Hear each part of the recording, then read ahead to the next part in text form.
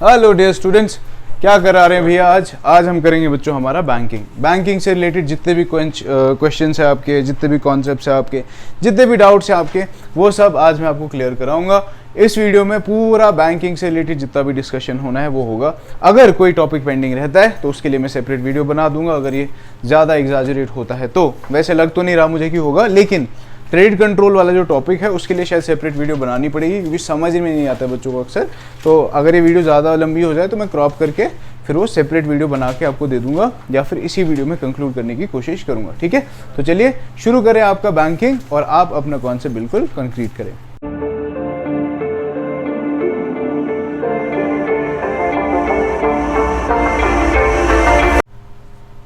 चलो, क्या पढ़ रहे हैं? Banking. So banking, before going to banking one should know what is a bank, है ना। एक बैंक क्या होता है बैंकिंग से पहले वो समझ लेते हैं, और फिर बैंक्स के कितने टाइप्स होते हैं वो समझ लेते हैं ना। मूसा, इधर देखो बच्चे, तो बैंकिंग से पहले क्या समझना है, व्हाट इज अ बैंक, और फिर कितने टाइप्स ऑफ बैंक्स हैं और ये बैंक्स करते क्या है वो सब हम समझेंगे। तो सबसे पहले बैंकिंग से हम कहाँ आ गए बच्चों? बैंक पे, कि एक बैंक होता क्या है, एक बैंक होता क्या है। What do understand what is a bank? Bank क्या होता है? एक एक करके बोलो। अगर तुमने अपना पैसा मेरे पास रखा और मैं तुम्हें इंटरेस्ट दूं तो क्या मैं बैंक हूं? खत्म। आगे।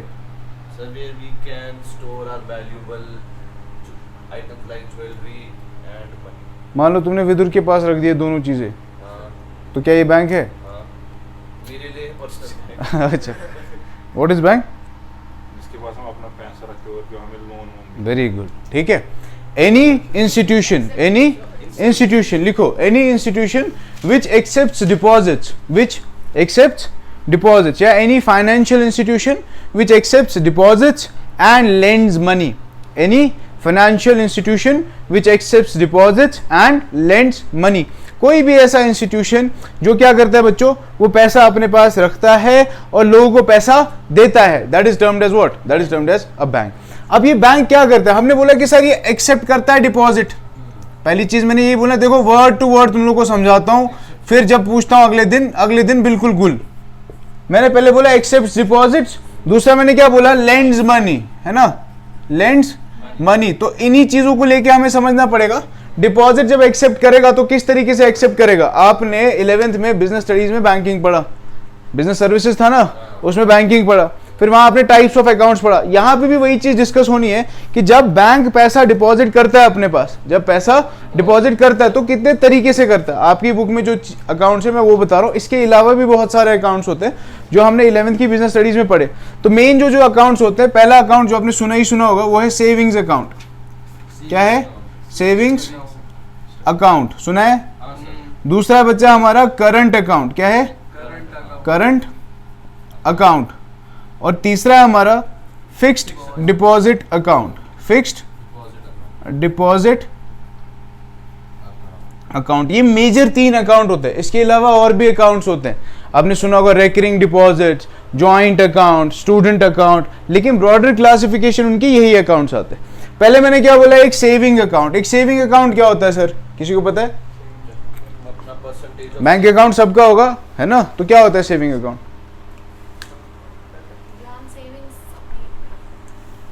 हाँ बोलो ना, डर क्यों रहे हो? खा रहा हूं मैं। शाबाश, ऑब्वियसली, वेरी गुड, ठीक है। सेविंग्स अकाउंट क्या होता है? सेविंग्स अकाउंट में आपका जो पैसा होता है, किसी बच्चे ने बोला हमारी सेविंग्स होती है हम वो रखते हैं, किसी ने बोला कि सर मेरा पैसा होता है मैं अकाउंट में रखता हूं। तो सेविंग्स अकाउंट में यू कीप योर डिपॉजिट्स। क्या करते हो? अपने डिपॉजिट्स रखते हो कहां? सेविंग्स अकाउंट में। सेविंग्स अकाउंट में आपको कुछ परसेंटेज इंटरेस्ट मिलता है over a period of accounting tenure. Accounting tenure पता ना, हमारा फाइनेंशियल ईयर होता है, उसमें कुछ परसेंट इंटरेस्ट मिलता है। आपको कभी मैसेज आता है ना, your account has been credited by 3 rupees, 4 rupees, 5 rupees, वो आपके बैलेंस पे मिलता है आपको इंटरेस्ट। वो कहाँ मिलता है बच्चे? सेविंग्स अकाउंट में। यानी कि वो खाता जो हमने खोला, जहां हम अपनी पूंजी जमा करते हैं, पैसे जमा करते हैं, और कुछ बहुत कम हमें क्या मिलता है? ब्याज, यानी कि इंटरेस्ट उस पर मिलता है, उस पैसे पे, ठीक। और इस अकाउंट की एक और खासियत यह है, आप इस अकाउंट से उतना ही पैसा विड्रॉ कर सकते हो जितना पैसा आपने इसमें डिपॉजिट किया था। यानी कि अगर आपने 100 रुपए इस अकाउंट में डाले थे तो आप इस अकाउंट से 100 ही रुपए निकाल सकते हो। यहां तक क्लियर हो गया? पूरा क्लियर? नेक्स्ट अकाउंट मूसा, इसके बाद सब लिखो बच्चे, पहले समझो। Next account is your current account. कोई कुछ पूछ रहा था? कोई पूछ रहा था कुछ? करंट अकाउंट, करंट अकाउंट क्या है sir? These accounts are usually maintained by businessman. कौन मेंटेन करता है? बिजनेसमैन। ये अकाउंट क्या प्रोवाइड करते हैं? ये अकाउंट जहां ये हमें इंटरेस्ट देते हैं ना सेविंग्स पे, ये कुछ और प्रोवाइड करता है, which is termed as OD facility. क्या बोलते हैं? ओडी। ओडी का फुल फॉर्म क्या है? ओवरड्राफ्ट। क्या? ओवरड्राफ्ट। ड्राफ्ट से ज्यादा, ओवर ड्राफ्ट, ड्राफ्ट से ज्यादा। ड्राफ्ट क्या मतलब सर? याद रखने के लिए समझ लो, लिमिट। क्या? लिमिट। आपके अकाउंट में मान लो 20 रुपए हैं। कितने? 20 रुपए। अब इस 20 को बिजनेसमैन थोड़ी 20 रखेगा, तो मान लो 20 करोड़ हैं। कितने हैं? और उसको अचानक से जरूरत है 20 करोड़ 2 लाख की। क्या वो निकाल सकता है 20 करोड़ 2 लाख? यस। यानी कि ड्राफ्ट लिमिट क्या थी? 20 करोड़। उसने क्या किया? 20 करोड़ 2 लाख, 2 लाख एक्स्ट्रा निकाल लिए। समझ आ रही बात? तो बैंक चार्ज करेगा उस पर इंटरेस्ट, बैंक उससे इंटरेस्ट चार्ज करेगा। किस पैसे पे? वो जो 2 लाख एक्स्ट्रा लिए। समझ आ गई बात? ओवरड्राफ्ट फैसिलिटी क्या होती है? जब आप अपने ड्राफ्ट से ज्यादा विड्रॉ करते हो, आपके अकाउंट बैलेंस से ज्यादा पैसा विड्रॉ करते हो। Then FD is already known, है ना? We are all famous for making FDs and such fools we are, है ना? ठीक है, तो एफडीज क्या होते हैं? जहां पे आप पैसा अपना क्या करते हो? जमा रखते हो for a fixed period of time, और उस पर आपको इंटरेस्ट मिलता है। फॉर एग्जाम्पल मान लीजिए कोई बैंक आपको बोलता है कि मैं 370 दिन, 365 होता है ना साल में, बोलते हैं 370 दिन में आप मुझे 1 लाख रुपए दो। क्या दोगे? और मैं आपको इस पे 7% ब्याज दूंगा। यानी कि 370 दिन बाद ये 1 लाख रुपए कितना हो गया?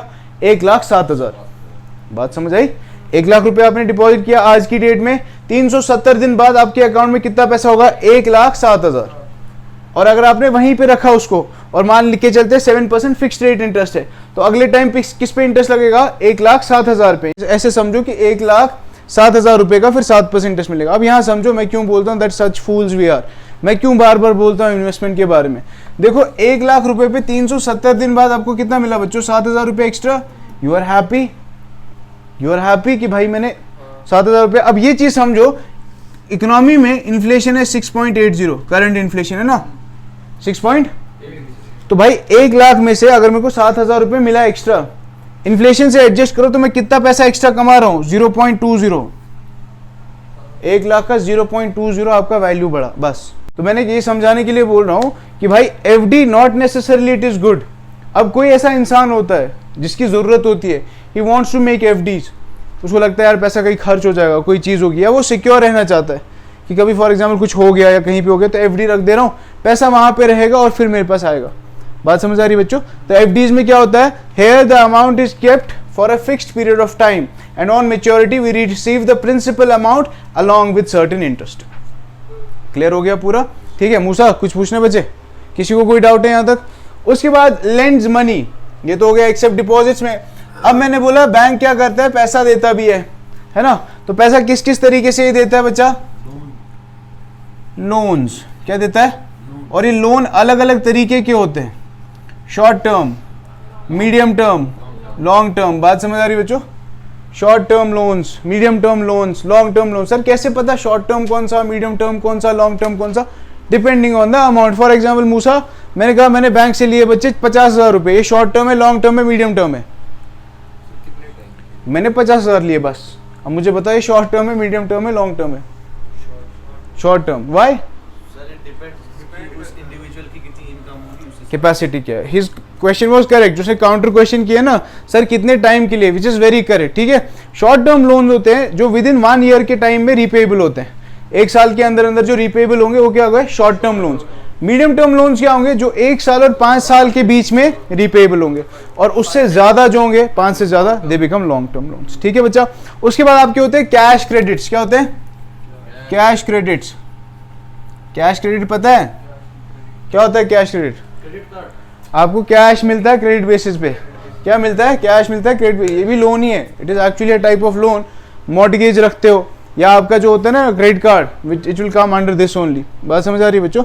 ठीक है, आपका मॉर्टगेज कुछ रखा, आपने कुछ गिरवी रखा और आपने कुछ खरीदना है सामान, तो आपको कैश क्रेडिट मिलता है। आपको घूमने जाना है, बाली गोवा जाना है, आपने लोन लिया, कंजम्पशन लोन्स उनको हम बोलते हैं, वो भी आपको मिल जाता है। इसी तरीके से डिमांड लोन्स होते हैं। क्या होते हैं? Demand loans. ब्रॉडर कैटेगरी ये है, ठीक है, short term, medium term, long term. फिर कैश क्रेडिट, डिमांड टर्म, 5 साल से ज्यादा लॉन्ग टर्म। तो डिमांड लोन्स क्या होते हैं? These are repayable on base of demand, demands पे रिपेबल होते हैं। सर क्या मतलब डिमांड्स पे रिपेबल? कोई बंदा गया, उसने बोला मुझे 2 साल के लिए लोन चाहिए, क्या चाहिए? अब ऐसे समझाता हूँ, गाड़ी लेते ना फाइनेंस पे, गाड़ी लेते नहीं लेते फाइनेंस पे, उसका टेन्योर रखते ना 2 साल 3 साल 4 साल, समझ आई बात? तो वो कौन सा लोन है? वो रिपेबल है ना, पहले ही बताया गया कितने टाइम में डिमांड किया जाएगा वापस, तो ये डिमांड लोन किया गया। समझ आ गई मेरी बात? पूरा क्लियर हो गया? कौन सा? डिमांड लोन का फिक्स टेन्योर होता है, टाइम पीरियड होता है। देखो मैंने पहले ये चीज बता दी कि ये जो है ना, ये इसके अंदर बाकी सब चीजें आ जाती हैं, बाकी जितने भी टाइप्स ऑफ लोन होंगे ना वो सब short term, medium term, long term में आ जाएंगे। बस डिफरेंस ये, कुछ कैश क्रेडिट्स होते हैं, कुछ डिमांड लोन्स होते हैं। डिमांड लोन हो सकता है या तो शॉर्ट टर्म हो, या मीडियम टर्म हो, या लॉन्ग टर्म हो। आपने गाड़ी खरीदी, गाड़ी पे आपने फॉर एग्जांपल 2 लाख दिया डाउन पेमेंट, और बाकी 8 लाख क्या रखा आपने? फाइनेंस, जिसको बोलते हो ना फाइनेंस। तो ये फाइनेंस पेएबल होगा ना किस टाइम पीरियड में? 4 साल 5 साल, और उसमें विद EMI उन्होंने किया होगा कैलकुलेट, कच्चे में समझ गए? तो दीज आर डिमांड लोन्स, जो ऑन डिमांड आप वापस बैंक को पे करते हो।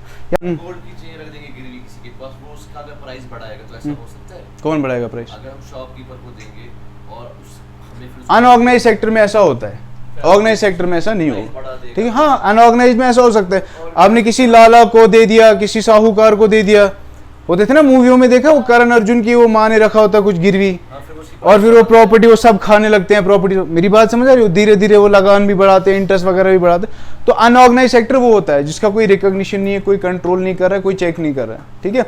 जैसे सूद खर्च ना, सूदरी, सुना है ये टर्म, ठीक है? साहूकार जिनको बोलते हो, वो आप कुछ उनके पास गिरवी रखते हो, वो आपको पैसा देते हैं, दैट इज अनऑर्गेनाइज सेक्टर। और उनका रेट जो होता है ना वो बैंक से बहुत मुख्तलिफ होता है। मान लो बैंक से आपने लोन लिया 10% इंटरेस्ट पे, साहूकार के पास जाते हो, वो बोलता है 12%, आप साहूकार वाला ही लोगे, बोलोगे क्यों सर?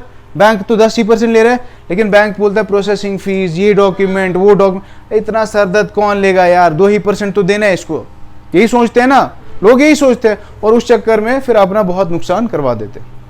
समझ आ गई यहाँ तक बात? करूँ रब? ठीक है। बैंक के 2 टाइप्स होते हैं जो आपको पता होना चाहिए। हमें जो पढ़ना है वो 2 हैं, एक है कमर्शियल बैंक, क्या है? कमर्शियल बैंक, ये पूरा लिख देता हूँ मैं यहाँ पे क्योंकि दोनों का ऐसे है, कमर्शियल बैंक, और फिर हमारा है बच्चा सेंट्रल बैंक, ठीक है? और हमारा सेंट्रल बैंक कौन सा है बच्चा? Which is reserve bank of India, है ना? RBI, current governor of RBI is? हाँ बताओ, शक्तिकांता दास। इसके बाद मैं अब दोबारा नहीं बोलूंगा, जिसके मुंह से नहीं निकला फिर वो अपना हाल खुद देख ले।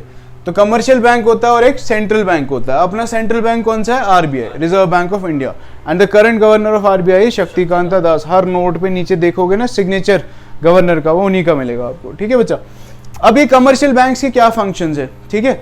आप देखोगे अगर आपके बुक में आपके पास अलग अलग फंक्शंस है, ठीक है? वो फंक्शंस एक बार पढ़ लो, किसी को कोई समझ फंक्शन ना आए तो मुझे बता दो, ठीक है? जैसे कुछ बैंक्स आपको लॉकर फैसिलिटी प्रोवाइड करते हैं, ओवरड्राफ्ट फैसिलिटी प्रोवाइड करते हैं। प्राइमरी फंक्शन क्लियर हो गया ना?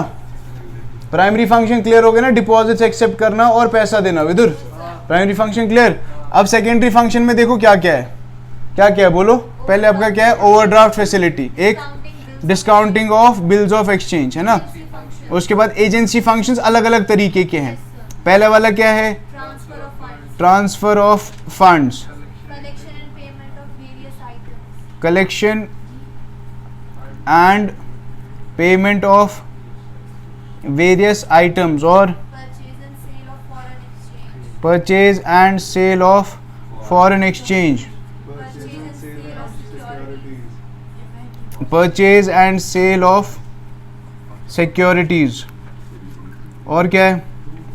इतना हो गया। उसके बाद आपके नेक्स्ट फंक्शंस होंगे, हाँ? इनकम टैक्स कंसल्टेंसी, और बताओ? ये बहुत है, और बताओ यार? लेटर ऑफ, हाँ भाई मैं पढ़ाऊंगा सारे, सब बताऊंगा क्या है। और ट्रस्टी वगैरह ना, ट्रस्टी, ये लो। और बताओ? बस? और कुछ है? बस? अब देखो और भी था ना, और भी आपका लॉकर, जनरल यूटिलिटी फंक्शंस ना, ये तो हो गए एजेंसी फंक्शन, ठीक है? एजेंसी फंक्शंस के बाद आपके हो गए general utility functions. General utility functions पहला क्या है?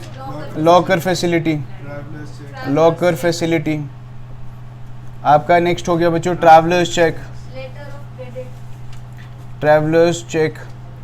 दूसरा हो गया बच्चे letter of credit, letter of credit.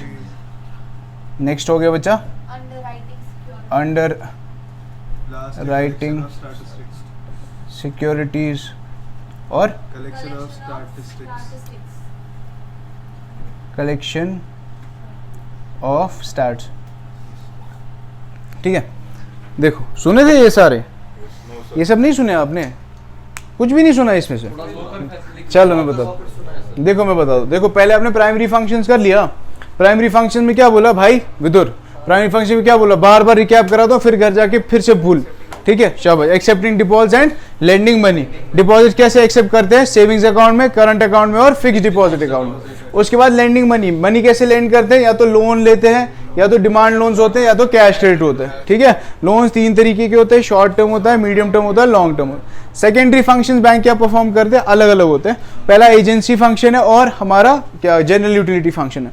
तो बिफोर गोइंग टू दैट पहले मैंने बोला ओडी, ओवरड्राफ्ट फैसिलिटी। सबसे पहले क्या है ओडी, जो समझ में नहीं आएगा ना मैं एक एक करके बोलूंगा तब लिख लेना। ठीक है, ओडी है पहला विच इज ओवरड्राफ्ट फैसिलिटी।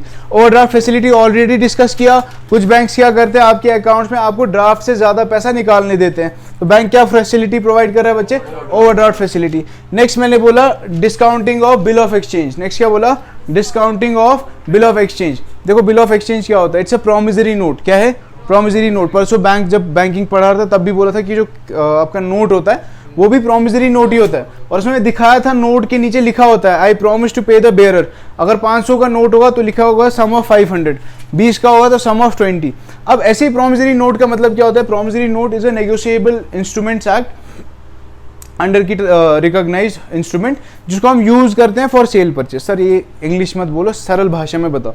सरल भाषा में ये है भाई, प्रोमिसरी नोट क्या होता है या बिल ऑफ एक्सचेंज क्या होती है। हम एक पेपर लेना ना, पेपर, उस पेपर पे लिखें कि भैया हम आपको 2 महीने बाद पैसा देंगे। क्या करेंगे, 2 महीने बाद पैसा देंगे। अभी हमारे पास पैसा, अभी आप सामान दे दो, 2 महीने बाद हम आपको क्या देंगे, पैसा। और ये रिकॉग्नाइज्ड कागज होता है, ऐसा वैसे नहीं कि पेपर उठा के कॉपी पे लिख दिया और सिग्नेचर किया, स्टैम्प डाला, सील कर दिया और फिर मैंने दूसरे बंदे को दे दिया। अब दूसरे बंदे के पास सबूत है या नहीं है, है ना। ये बंदा कल को केस कर सकता है, नहीं कर सकता है, आराम से कर सकता है। गोया कि अब अगर ये बिल ऑफ एक्सचेंज है, अगर ये बंदे को जरूरत पड़ गया 2 महीने से पहले पैसे की, तो क्या ये किसी और से ही पैसा ले सकता है। सिचुएशन से समझते हैं। मान लो ये विदुर है, विदुर, और मान लो ये शॉपकीपर है। ठीक है, विदुर गया शॉपकीपर के पास, इसने 2 लाख का सामान खरीदा।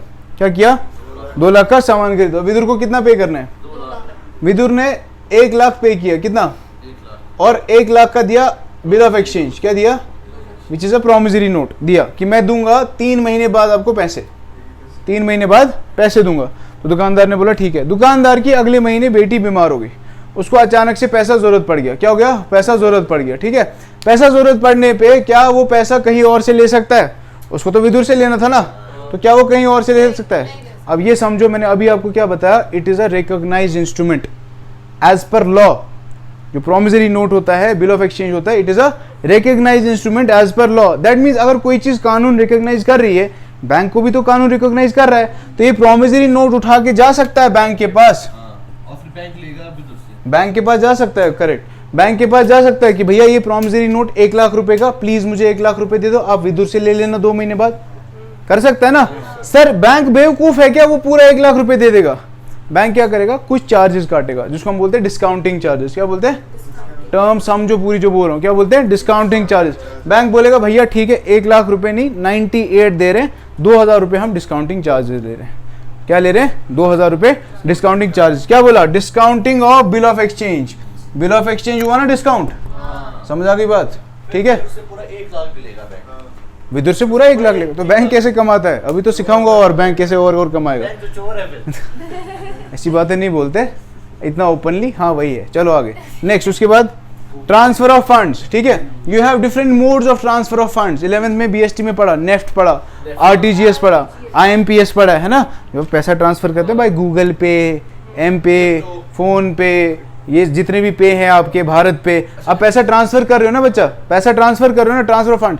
Who is making it easy for you, the banks. Sir GPay हो रहा है सर, गूगल पे से कर रहे हैं, उससे हो रहा है। अगर बैंक अकाउंट ही नहीं होगा तो गूगल पे क्या करेगा भाई, बात समझ आ रही है। तो बैंक क्या करते हैं, ट्रांसफर ऑफ फंड्स में हेल्प करते हैं। Next, collection and payment of various items, collection and payment of, for example मैं पढ़ा रहा हूँ, किसी बच्चे ने बोला सर फीस, मैंने बोला बैंक में डाल देना, तो कलेक्शन हुआ, होती है ना। आप लोग सब केवीएस में पढ़ते हो, कुछ एपीएस में पढ़ते हैं, कुछ डीपीएस में पढ़ते हैं। आप बच्चे फीस पे करते हो, केवी वाले कहाँ फीस पे करते हैं, यूनियन बैंक में करते हो ना, पेमेंट ऑफ फीस, आप पेमेंट वहां जाके करते हो। तो बैंक भी क्या कर रहा है, आपके बिहाफ पे कलेक्शन भी करता है और पेमेंट भी करता है। कुछ लोगों ने गाड़ी खरीदी होती है, उसका ईएमआई भरना होता है, लोन लिया होता है, उसका ईएमआई भरना होता है, कौन करता है आपके बिहाफ पे, बैंक करता है। वो आपके लिए पेमेंट्स भी करता है और कलेक्शंस भी करता है। समझ आ गई बात बच्चों। उसके बाद नेक्स्ट क्या है, पेमेंट और purchase and sale of foreign exchange. मान लो अभी हमारे मूसा भाई साहब को लंदन जाना है, क्या जाना है, लंदन जाना है। अब लंदन में जाके गांधी तो नहीं घुमाएंगे, दिस इज आवर बापूजी, आप इसको एक्सेप्ट करो, दे विल नॉट एक्सेप्ट। तो क्या चाहिए होगा इनको, इनको पॉन्ड चाहिए होगा। तो ये पॉन्ड कहाँ से लेंगे, बैंक से। उनको ये गांधी पकड़ाएंगे, वहां से वो ब्रिटिश पाउंड ले सकते हैं। समझ आ गई। और बैंक्स ही हेल्प करते हैं परचेज एंड सेल में आपकी किसकी, फॉरेन एक्सचेंज रिजर्व। क्लियर, यहाँ तक समझ आ रहा है, डल तो नहीं हो रहा ना भाई, पूरा क्लियर है ना यहाँ तक। उसके बाद नेक्स्ट क्या है, purchase and sale of securities, securities खरीदना बेचना। देखो अभी के टाइम पे आप सब लोग जानते हैं मार्केट चल रहा है बड़ा, स्टॉक्स में इन्वेस्ट करना चाहिए, शेयर्स में इन्वेस्ट करना चाहिए, ये सब सुना है ना। तो पहले के टाइम में क्या होता था, पहले के टाइम में आप लोगों को डायरेक्टली स्टॉक मार्केट जाना पड़ता था, वहां से आप शेयर्स खरीदते थे और बेचते थे। Which is our stock exchange, हमारा स्टॉक एक्सचेंज कहाँ है, इंडिया का स्टॉक एक्सचेंज कहाँ है, where is the National Stock Exchange. तुम्हारे लिए तो सब दिल्ली में भाई, है ना, इट इज इन मुंबई, ठीक है।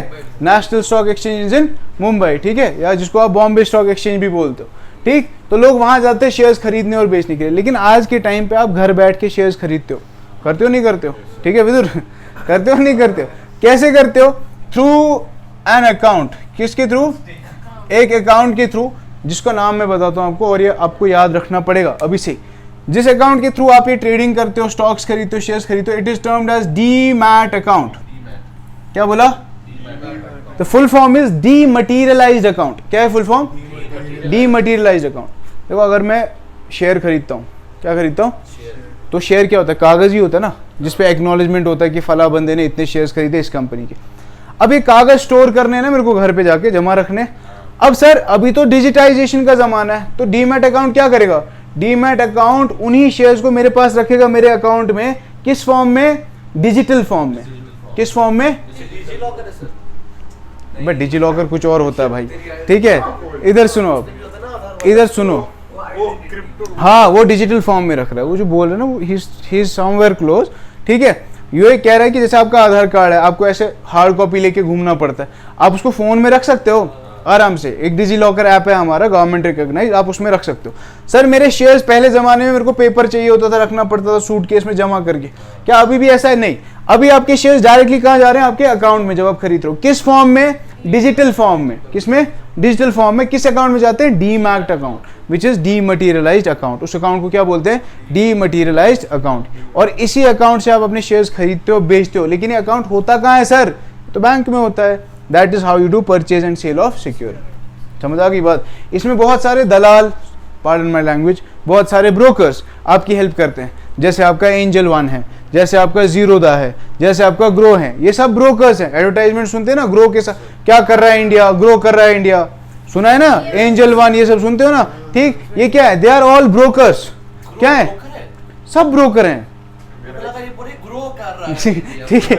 Grow is a broker, it's an app है ना, जिसका वो ग्रीन और वो ऐसे कर, वो क्या है, वो आपको हेल्प करते हैं शेयर्स खरीदने और बेचने में। समझ आ रही बात बच्चों।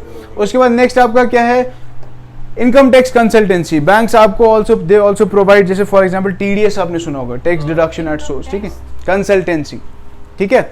अब जैसे कोई बैंक हो, तो मान लो अतीब है, ये बहुत पैसा कमाता है, ठीक है, इंशाल्लाह बहुत पैसा कमाता है, लेकिन इसको इनकम टैक्स का कोई नॉलेज नहीं है, इसको पता नहीं भाई ये टैक्स वैक्स के बारे में कोई सिस्टम नहीं पता। तो अगर ये बैंक चला जाए, इसका मैनेजर जो होगा उसको पूरी डिटेल्स देगा अबाउट इट्स टैक्सेस, कि आप सर यहाँ टैक्स ऐसे पे कर सकते हो, आपके लिए हम क्या कर देंगे, आपका टैक्स डिडक्शन जो है वो हम आपके अकाउंट से ही करा देंगे डायरेक्टली, यानी कि we will do payments on behalf of you, हम खुद करेंगे। समझ आ रही बात बच्चे। उसके बाद क्या है, लेटर ऑफ रेफरेंस। क्या है, लेटर ऑफ कभी कभी क्या होता है, किसी इंसान को किसी के साथ ट्रेड करना है, काम करना है, इंपोर्ट करना है कुछ बाहर से, एक्सपोर्ट करना है। या मान लो विदुर दिल्ली में किसी बंदे से मिला, उसे बोला sir I would like to work with you since you have this, मतलब आइडिया आपका काम का, ये काम करना है वो काम करना है। तो विदुर ने बोला हाँ सर मैं काम करूँगा। लेकिन विदुर को कहीं ना कहीं वो शकी दिमाग कि यार मैं इस पर भरोसा कैसे करूँ, कल को फ्रॉडलेंट निकला तो, मेरा पैसा खा गया तो मैं क्या करूँगा। समझ आ रही मेरी बात। तो इसको ये कहेगा मुझे लेटर ऑफ रेफरेंस दो। क्या दो? आपके बिहाफ पे आपकी गवाही कौन देता है? तो वो देता है बैंक। बैंक बोलता है हम दे रहे हैं लेटर ऑफ रेफरेंस कि अपना बंदा है, आप इसके साथ काम कर सकते हो। सिंपल भाषा में समझा रहा हूँ हर एक टर्म, ठीक है, इससे सिंपल नहीं कर सकता हूँ मैं, ठीक। उसके बाद मैंने क्या बोला, ट्रस्टी। ट्रस्टीज क्या होते हैं पता तो है ना? What are trustees? क्या होते हैं ट्रस्टीज मूसा? आप तो पहली ट्रस्ट में पढ़ रहे हो बच्चे,